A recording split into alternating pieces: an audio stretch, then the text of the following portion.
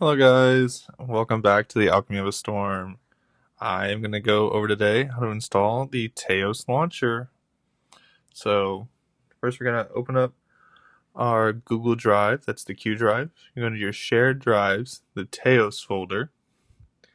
Once you're inside there, you're going to want to go down and you're going to want to find the pipeline folder. Once you found the pipeline folder, you're going to go down and go to show more options. And then we're going to go down to offline access. Once we're down at offline access, we're going to make available offline.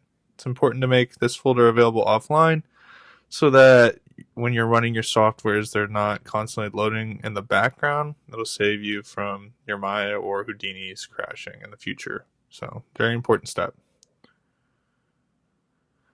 Then we're going to go inside of the pipeline folder. You're going to see TAOS Launcher at the bottom, and then you're going to see a launcher folder. We're going to want to go to the launcher folder. Then we're going to go to Create Desktop Shortcut, and we're going to double click that. It's going to open up this black screen, and then it will populate the TAOS launcher on your desktop. You can just press any key to get rid of that black screen.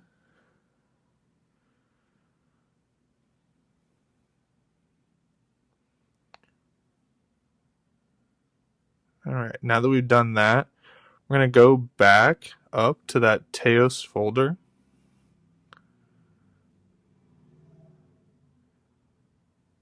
And we're going to copy the address path.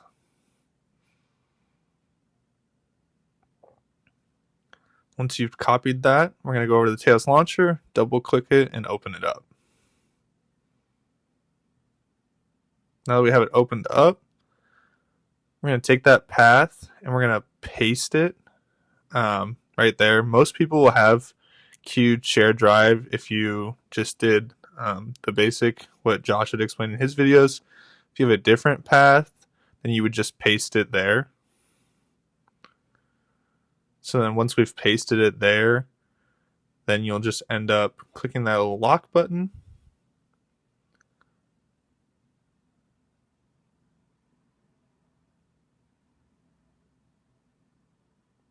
And all your icons should turn colors, which is awesome. You're going to click OK. I made it available offline. That's why we made that pipeline folder available offline. And then you should also be able to see it in your tray disk down at the bottom right hand corner. Yep, so you can open it from there or you can open it from that desktop.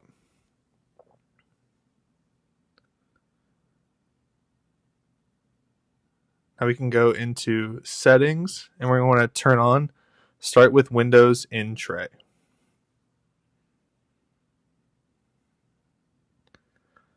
And then the next thing we're going to be going over is just setting up those file paths for your different softwares.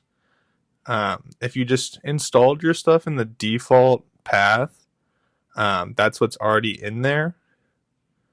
So you won't have to change anything. If you installed it somewhere different, you can go to your Maya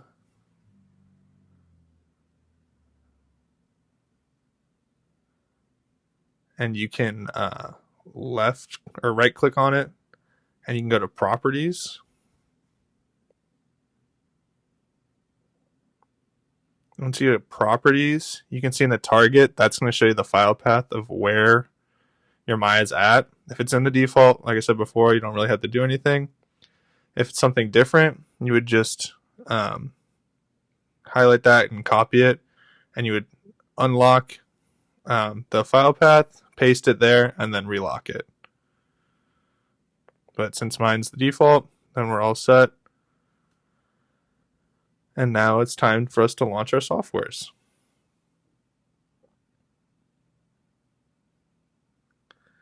So I'm going to launch Maya here in just a second. And then once it's done loading up, or when you launch it, you should see this awesome Alchemy of the Storm launcher window. Maya will be launching in the background. You can just click off of that. And so I'm going to launch Maya, and then we'll go back and I'll show you some of the tools that we have inside Maya.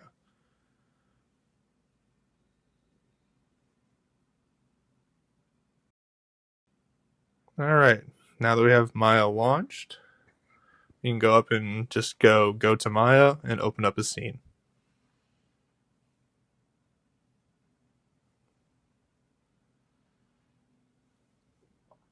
Alrighty.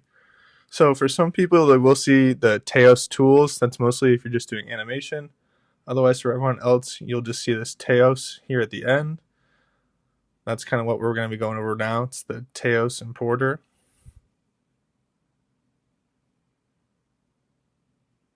So we can go ahead and go onto that TAOS importer, just checking to see if everything's working.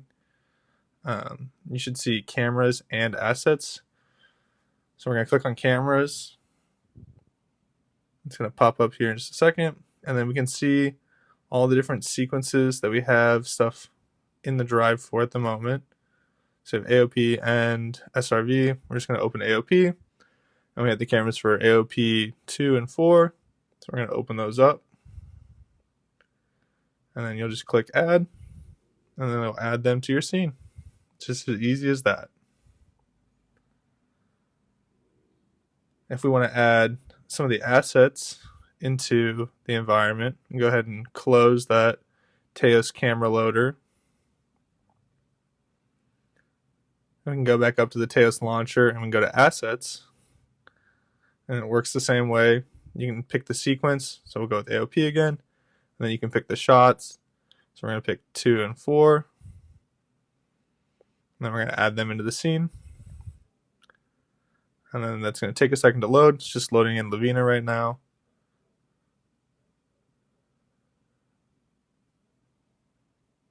All right, now that they are loaded in, we can go ahead and close that asset loader again. You hit F on our keyboard, and it should find Lavina for us. Oop. And then we can just open up those cameras, double checking that everything still works. And now you have the assets and the cameras for each shot. It's pretty easy. If anyone has any questions about it, feel free to reach out to Delcio, send a message in the pipeline thread, or you can message me. Thanks so much, guys.